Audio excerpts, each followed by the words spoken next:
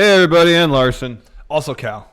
How's it going, everybody? Thanks for joining us here for Overrun on this fine Tuesday. Woke up a little bit during the show, so that helped. I could tell you had more spring in your stuff. Blood flowing a little bit. Waking up. I kind of feel like, too, when that red light on the camera's on, I got to bring it. I can't sleepwalk through my day. Exactly. But when I get home today, after we're done shooting this, after we're done shooting Count Out, I ain't doing shit. No, not doing nothing. Nothing. I have to make dinner. I'm going to probably go to the gym after this, do some core. I need to really work on my core. I'm going to do a lot of core stuff. I can't do legs. I have that Charlie horse still. That's nasty, man. I hate it. Charlie horse. I was like, this is the week I'm really focused on legs.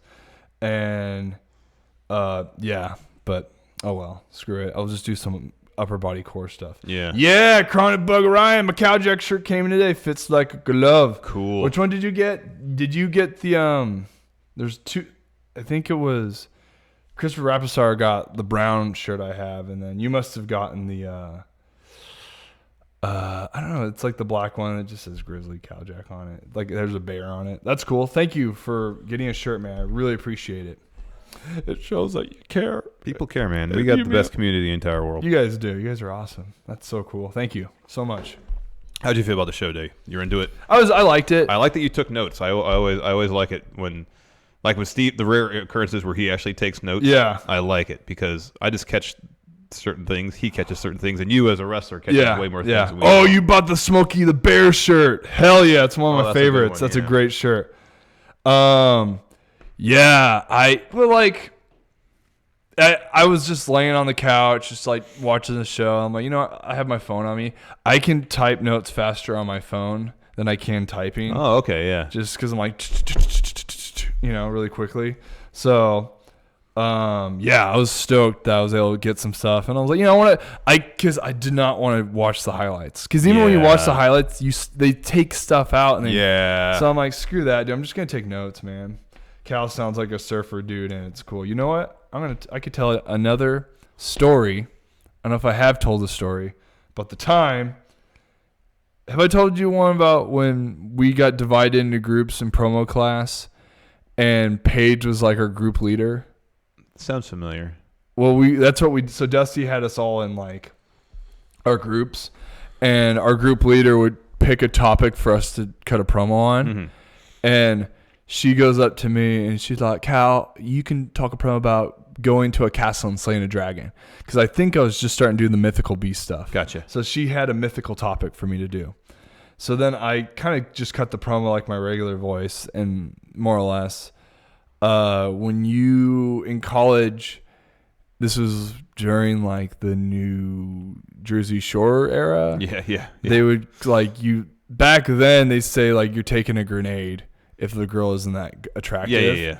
But we used to say slaying a dragon, because a lot of times you have these girls that would have like maybe an ugly friend or something. So you have to be friends with like the ugly friend, and that's like slaying the dragon to get to the princess.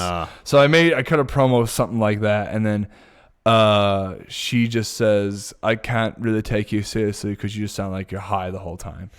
And I'm like, I can't help the way I talk. I grew up in the Bay Area, and like, sorry, and I don't smoke weed or anything, but I'm just like, this is just the way I talk. I can't control that. Sorry. Yeah. But yeah, I do sound like a surfer guy, even though I don't surf. California, man. It's a California thing, dude.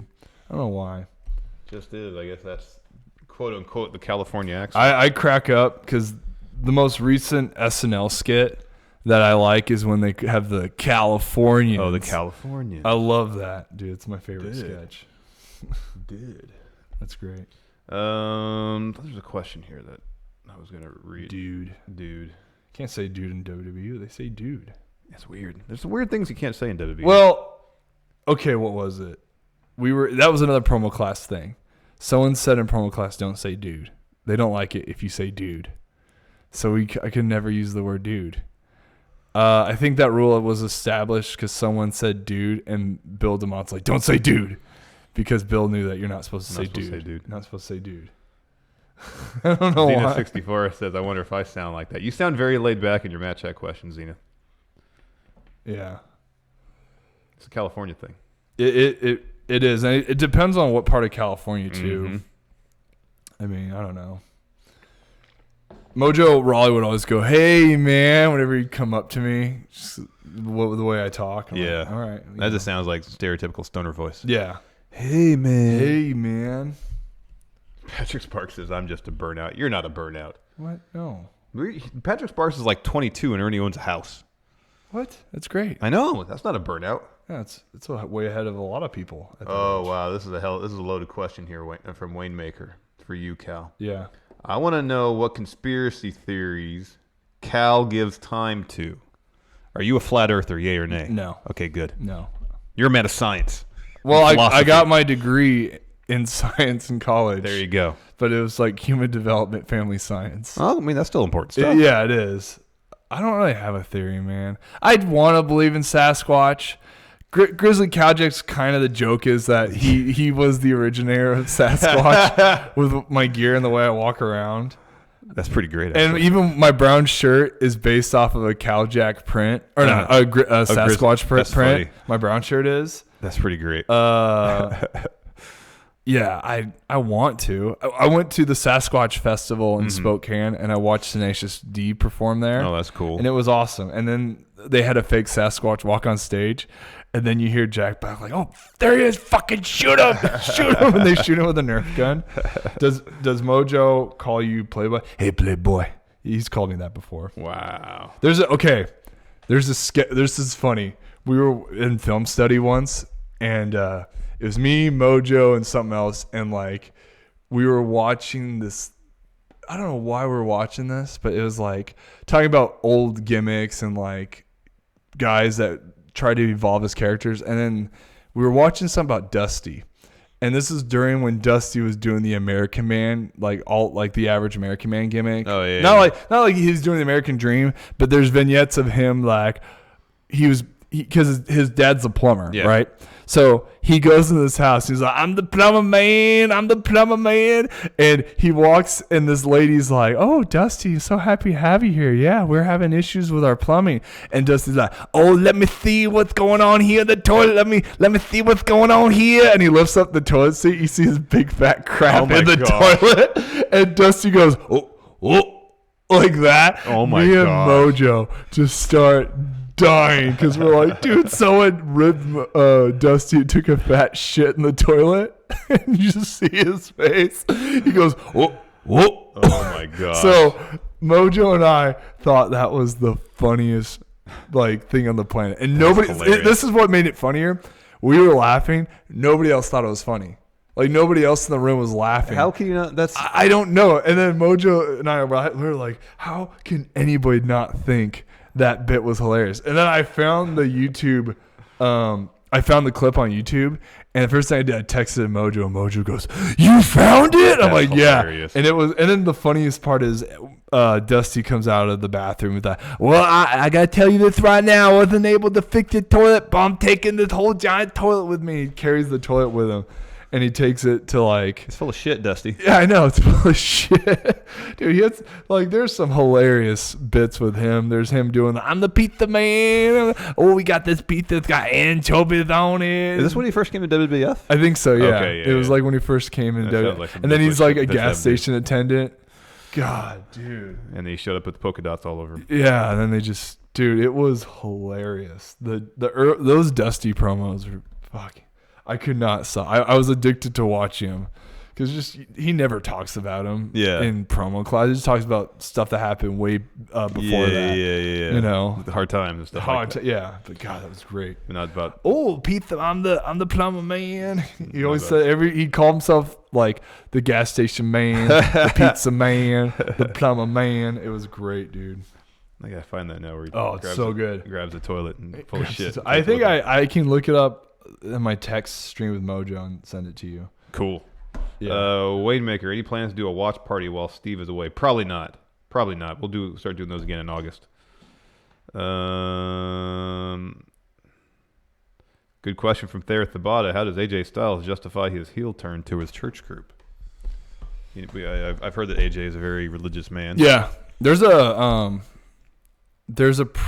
thing online where you have this kid trying to do a Stone Cold Steve Austin like 316 thing, and he's cutting the promo to AJ Styles. Like, he dropped that line, and then AJ like slapped the shit out of this kid. Get out of here. And then AJ goes, "Don't talk about my Lord and Savior that way." Like in the mat, like in the ring. Oh, okay. But legit cracked the kid. I think it was a shoot. Wow. Like pissed at this kid for trying to be funny. Yeah. And do a Stone Cold thing. And so there's Goodness. Yeah, that's something to kind of look up online. Is AJ Styles hits kid for saying John 3:16. Wow. Yeah. I don't think he's gonna say it. I think he's playing a character, for crying out loud. Yeah, I know. You know. Yeah. He's playing a character. Playing a character. Like kayfabe, but maybe this AJ Styles that we see on TV isn't a church-going guy.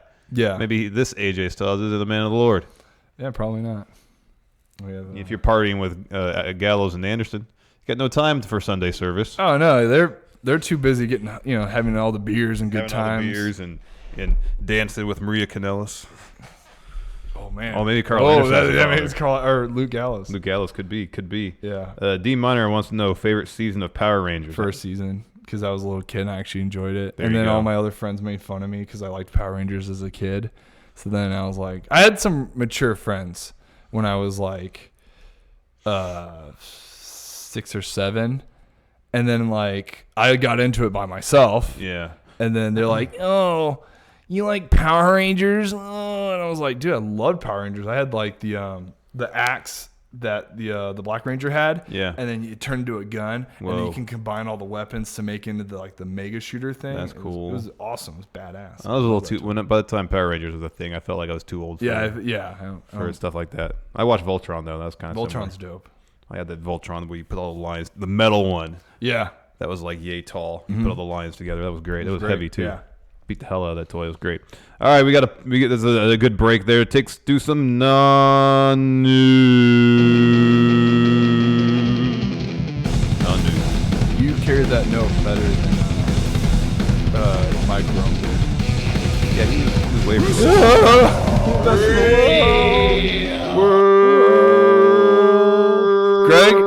Greg Hamilton. Oh man, his pitch is great. He was a beauty pageant host before he got into WWE. Really? Yep. He did beauty pageant Interesting. hosting. I know, it's weird. It was. I can kind of see it. He's very.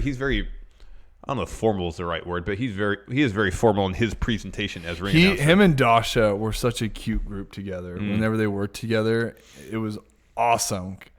They were able to collaborate really well with each other. And Did you see that Greg Hamilton documentary they did? I heard about it. I didn't get a Fake chance to see documentary. it. It was a mockumentary. Yeah, I just saw that bit with Zelina Vega, and that part was great. Yeah, and That part was awesome. Anyways, not news today. This comes from Wrestling Inc. So apparently, Kofi Kingston was scheduled to wrestle at the SmackDown house show last night in Glen Falls, New York. You ever been to Glen Falls, New York? No, but I've been to New York, just never Glen Falls. And it was announced early in the show that he would not be competing due to injury. Instead, the New Day defeated the B Team. Apparently, Wrestling Inc. had a quote-unquote correspondent there. And I guess Kofi said that he was hurt the night before during a match against Dolph at the Sunday house show, but said that he would be ready for Extreme Rules. So hopefully this is a minor injury, just a little dinged up, ready to continue on his pretty good championship reign thus far. They've done a hell of a job. I mean, Dolph's not the best opponent, but nonetheless, really focusing on establishing Kofi as champ. And they've done a good job of that so far, I feel. Man, this is that saying, like, are these guys, should they really be doing these type of shows right before a pay-per-view? Like, what's a good game? Like, you heard Dean Ambrose talk about, like, what was the town in, like, Tennessee or, like, oh, yeah. You know, and then, like, you have a big pay-per-view coming up, like, more risk for injury, and then it screws up all the booking. Yep. Like, you know, and that's the thing, like, it's like AEW, they said they're not going to have as many live events. Yeah. Just I know for a fact that they ain't going to do that when they have giant pay-per-views. No. You know, there's no way you're going to see Mox do a hardcore match in like some little ass town. Nope. And then do a pay-per-view, you know. It boggles my mind. They have like no holds barred matches at house shows and Yeah. stuff. Yeah. We saw one. We went to a show here in town. It was Braun versus Roman. Yeah. And they had table spots and all sorts of stuff. Yeah. Like, why are you doing this? No, it's not. I understand they want to go out there and put a show for. I mean, I feel like Vince still has. There's several things. Like, I don't know how much of financially, how much do wrestlers actually make from their house show appearances these days? I know the structure is different. Back then, it was like a payout per show. Yeah. Now it's like part of your downside guarantee. You got to work X number of days to guarantee this number of dollars. But with all this TV money coming in, there's no point. There's no point. Attendance is down, maybe because they're oversaturated the market. Yeah, that's what I think. When WB goes through, I don't know, like places, especially on the East Coast, 3 times a year. Yeah. You know, people pay to see him once, especially when it's so damn expensive. Yeah. And absence makes the heart grow fonder. Exactly. They don't need to be returning to the same spot over and over and over again. It sucks for the guys. They're going to get burnt out. And like, you know, I don't know how much money or equity they're making through these house show loops. Mm-hmm. You know, it just, to me, it's like you have them under a contract. This is how much they're making per year with that contract. And then what they make like extra side money with these house shows. Kind of. Like they don't really explain. And then like the attendance for these are super down. Yeah, like 3,000-4,000 if they're lucky. Yeah, and then so it's almost like they do the house shows, and then whatever Monday or Tuesday may come is just like they don't really care. Yeah. You know? Like they don't really care about pitching ideas or whatever because it's just like they're burnt out because they're doing like 3 shows in a row. Yeah. Some of them are doing 5. Like I said to you, like I did the show That in loop, LA, yeah. then Chica or LA, Concord, then Pacifica, and then to Oxnard. That's all in California. Yeah, that's crazy. These guys are going like I remember I'm friends with like Lacey Evans on Facebook, and she talks about how she flew a flight to some place, then did an autograph signing, worked out, then drove another 3 or 4 hours to do a house show, and then drove another 3 or 4 hours to get to Raw. The next town. Town. And I remember I talked to Gotch about this, and they did a show in Sacramento, and then they had to do another bit in San Jose. Mm-hmm. Gotch said that he will only if he shows up the day before, he could either drive straight to the city, or he can drive to a certain point and then like stay in the hotel. So he says he only goes on the road for an hour and a half at night and stays in a hotel, and then he'll drive the rest of the way in the morning. Yeah. So he can get his sleep and rest. Yeah. So like hearing that Kofi is, he's in, what is it, Glen Falls? Glen Falls, New York. Wherever that is in New York. And he gets hurt on a show, the champ. Like, dude, save him for Extreme Rules. I know, so you get his best performance. I know. So that's because more people are going to remember his performance at Extreme Rules than whatever he did in Great Falls. I know. Like, no one's going to remember that. No. It's not filmed. No. And I always say this: if you have a match that's not filmed, did you really have a match because no one saw it? It's not canon, man. It's not canon. It's not canon. Yeah. Patrick Sparks wants to know, what are your favorite shoot interviews? I mean, I loved when Gotch did his like giant long interview, like shoot interview on Enzo. Oh, yeah. Because he was going extreme on Enzo. Yeah. Like I don't know, whatever their relationship is or whatever their chemistry is. Enzo's Enzo, Gotch is Gotch. Like it's oil and water. Those two just don't mix. So it was over the top. And then it cracked me up because you hear Enzo cut. They brought it up to Enzo at that another shoot interview. And what cracks me up is I was there for all that. Mm-hmm. I was there for that promo. Yeah. When they made fun of Enzo and Cass made fun of Gotch because he's got saggy man boobs or whatever. Yeah. Like that's not cool. But then he was cutting deep on that. But dude, they were in a position where they're trying to get noticed by the writers, and that's how steep a lot of guys will go, just to get noticed, just to get something. It's so damn frustrating when you pitch ideas, and they don't bite on anything. It's like, geez, man, that they're willing to like insult a fellow wrestler to get somewhere. Yeah, and it sucks, but just like, dude, I'm glad I never had that kind of experience. Well, I had my own experiences, but that just like, yeah, I don't know. Whatever. Iconic Bud Ryan wants to know if you have matches available online. A lot of them are under CalJack, but like whenever some company puts in the Jack part, it's always spelled Jack. Oh, okay. They do that so often. So you're gonna have to type Cal KLJACK, and like none of the matches online are like anything special. Like they're definitely in my early indie days when I was wearing shorts and then some of my wrestling shoes. I don't know.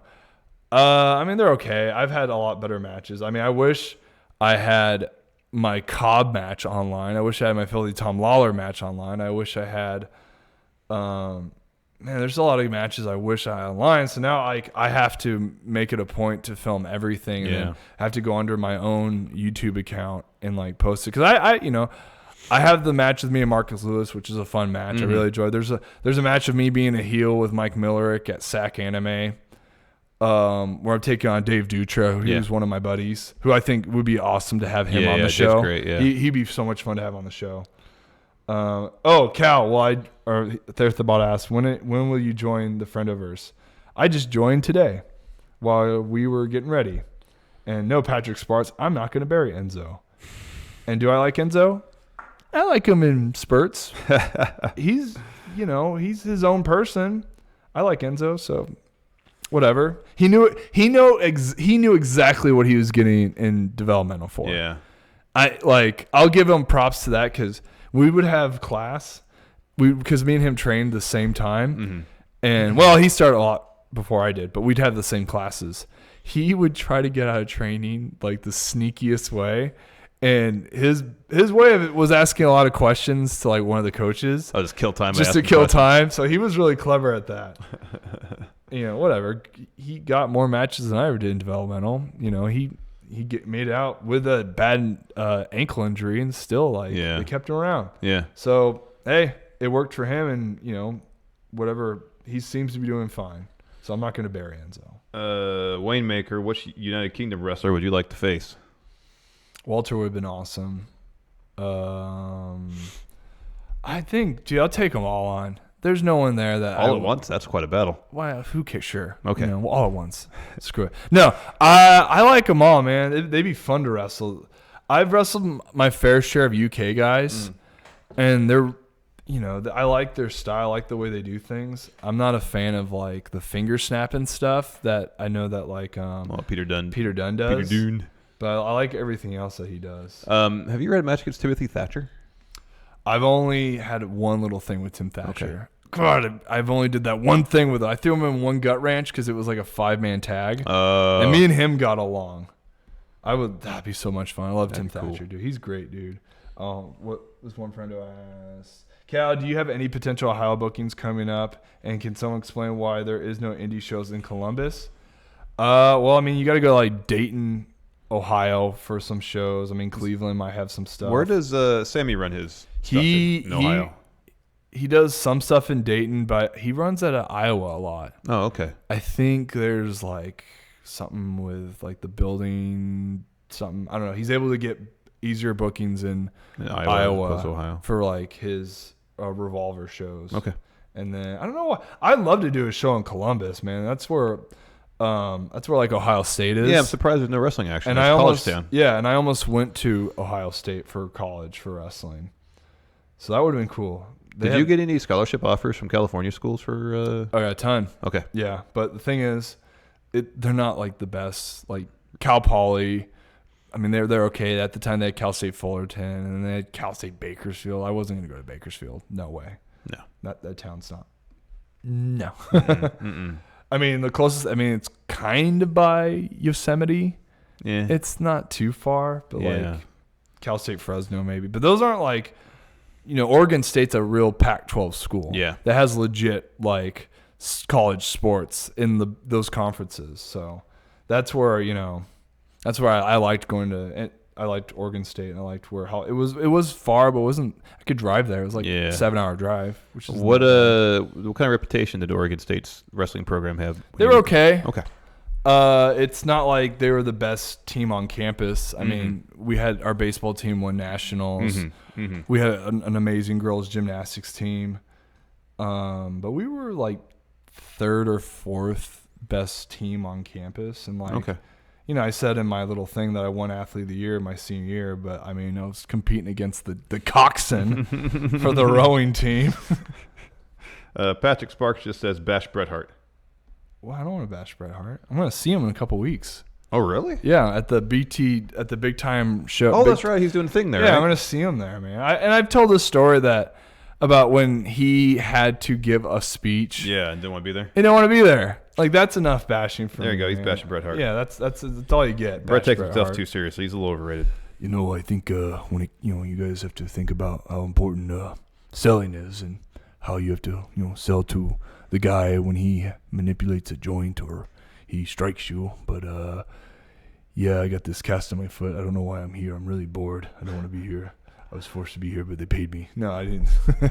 That's what sounded like in my head. That was the subtext of what that he was was saying. the subtext of what he said. Iconic Bud Ryan, do you see yourself wrestling people like Joey Ryan or Orange Cassidy, or do you like to stick to more straightforward wrestling? I've been in the ring with Joey Ryan before. Dude, at the end of the day, if the promoter pays you what you want, then you should deliver the kind of match that they want. Mm-hmm. And the thing is, you're just trying to get yourself noticed and trying to find a way to because I feel like with Orange Cassidy and Joey Ryan, man, I don't know how long Orange Cassidy's been working. I think he's been wrestling for a while, just not with that particular gimmick. Yeah, exactly. And Joey Ryan's been forever. Oh yeah, you forever. know? And I've been on plenty. I think probably the 8 or 9 shows I've been on the same card with Joey Ryan. Joey wrestles quite a bit for All Pro, right? Yeah, he does has, All Pro. He does big time, a lot of hood slam. Mm-hmm. Sometimes Best of the West. He keeps it. He's pretty comfortable with the stuff he can get on the West Coast, and then he does his long loops all over the place. Yeah.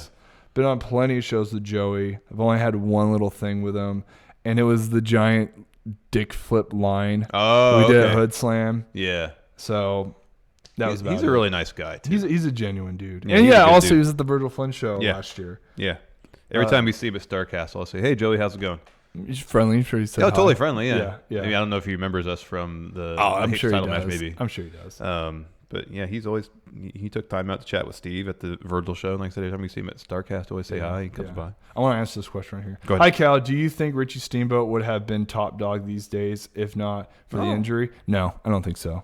He was really undersized, really charismatic guy, but I just feel like he just didn't have the looking in his best shape to have been a top guy. I'm not trying to bash him or anything, but I don't think he was into pro wrestling as much as it showed that he was. Mm-hmm. Super nice guy, but I think I'm kind of glad that he didn't take the path of pro wrestler. Yeah. I think he's doing great now. He's got a kid. Oh, okay. He's living a good life, man. That's good. And his dad Ricky was such an awesome guy. I just don't. It's just when you look at somebody, you could see pro wrestler on him. Yeah. Richie just I didn't get that vibe from him. They really were pushing him in NXT for the longest time. But the injury sucked. But because I got to really get to know him in developmental when we were in FCW, and he didn't seem bitter or anything. He seemed like he was happy and just chill. And he's like, oh, I guess I can't do this. Oh well, life goes on. Wow. Yeah. Thayer Thabata asks, how long before you work with Pro Wrestling Gorilla? Probably never.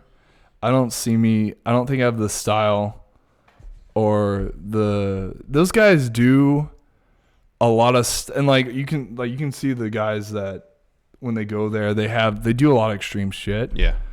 I just don't know if I fit that mold as far as that kind of how they perform. I don't know. I just don't see myself ever working for PWG. I don't know. They've had their fair share of guys of strong men run through there. Yeah, no, they have, but I don't really see myself doing I could jump over the top rope. I've done some stuff off the top rope as far as slams and stuff, but I feel like I would have to be more of a risk-taking wrestler in order for me to get over on PWG. I don't know. It depends. I don't even know how one gets booked for PWG. Yeah, I don't know the process either. So I don't really know the process on how that works. Get in touch with Super Dragon, I guess. Yeah, and I've never been to a PWG show to show face or something, but I don't really think it's something that I'm not interested. If that's kind of the way I'm putting it. Like it's not to me. That's not big news. I don't, just I don't know. And like from what I heard, they sell okay to they do okay for the boys payouts. Yeah. Nothing crazy. Yeah. I think it's the fact that you work a PWG show that might help. That gives you more name value. Oh, totally. I mean, especially when the getting was good for PWG. If you had your name attached to any of those shows, you'd probably command more when you go out. Waymaker in a shoot fight over their contract. Who goes over, Mayhem or Larson? In a real fight? Yeah. I don't know. I don't see. You can say Mayhem. I won't take offense to it. Yeah, I don't. Well, even then, I don't even know Mayhem. Like, I don't know. That's between you. It would be Mayhem. Okay. I can't fight. All right. Well, then I'm a big wuss. It's Mayhem. Yeah. Mayhem is military training. Exactly. So I'm sure he's learned some stuff in the military. And I'm sure his pro wrestling training, he probably had to go through some shit there too. Oh yeah, especially in Puerto Rico. So yeah, I'm sure he's been in his fair share of fights before. Yeah. He would probably whip my ass. I like this. How would you fare in an amateur wrestling match against people like Dolph and Brock? In college, in their college days, I would have beat the shit out of Dolph because he's small. Brock, I think I could beat Brock when I was in college, but the thing is, I lost to a guy that Brock trained with for MMA, Tony Nelson, and Tony won nationals. But I lost to Tony Nelson 4-3.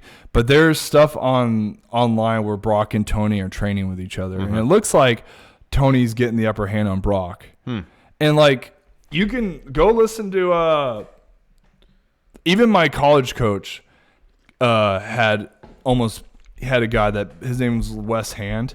He almost beat Brock in a match. Like, it was close. So it wasn't like Brock killed everybody in college. He had a lot of like close matches.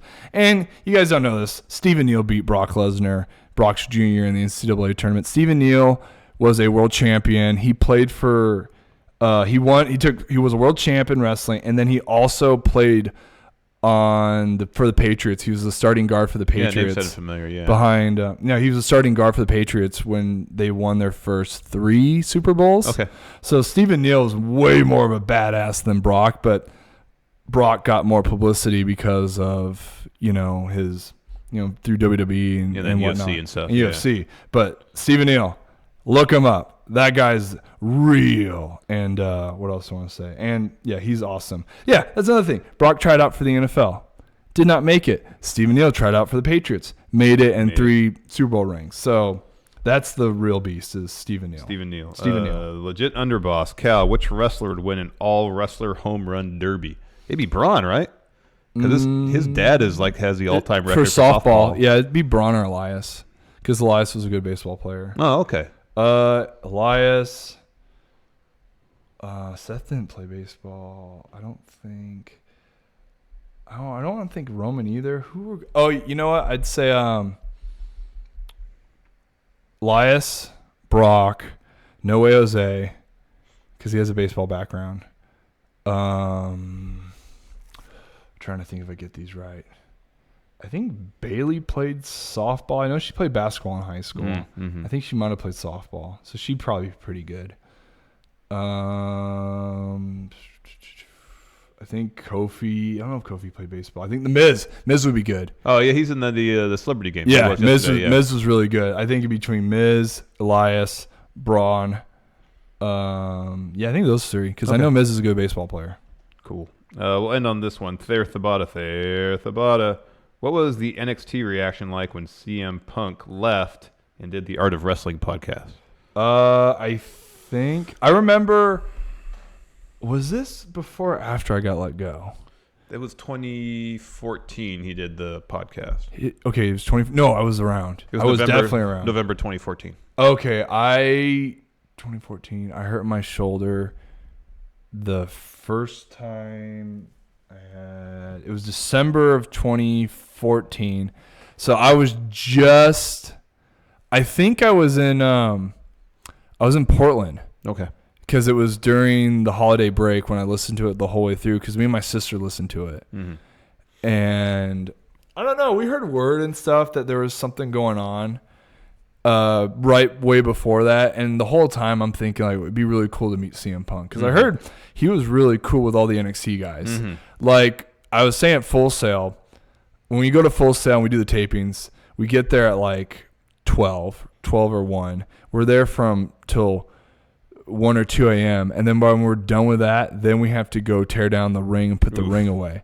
So when we had to do all that, CM Punk stayed when he could have just left. He stayed, waited for the meeting to get done, waited for Triple H to talk. And then when we went and tore down the ring, he went and like helped the guys tear down the ring and like to be a part of the show. Yeah. Yeah. So I always thought that was something that was going to happen. Like he'd come back and do it. But then I think they were going over like that was the year before I showed up. So that's something I heard that they were doing.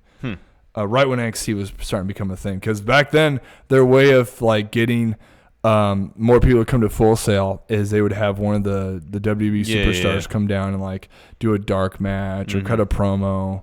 Punk had a match against Seth Rollins in NXT, right? Yeah. I think that was that particular moment. Just to, cool.